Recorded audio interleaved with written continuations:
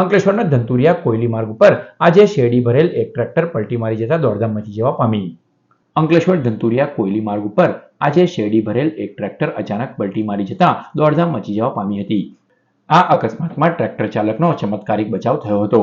Truck દ્વારા નાણાંની કામગીરી ચાલી રહી હોવાથી માર્ગ પર વાહન વ્યવહાર માટે ડાયવર્ઝન આપવામાં આવ્યું હતું.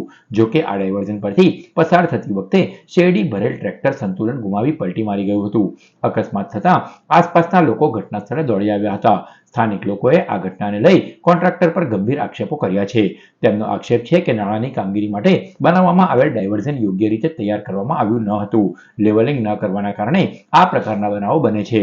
ખેડૂતો મોંઘા બિયારણ લાવી ખેતી પકવે છે, પરંતુ આ રીતે તેમનો પાક નષ્ટ થાય છે. ત્યારે યોગ્ય રીતે ડાયવર્ઝન બનાવવામાં આવે તેવી માંગ ઉઠી છે. વારંવાર ફરિયાદ ખેડૂતોએ પણ કરી હતી, અમે પણ કરી હતી.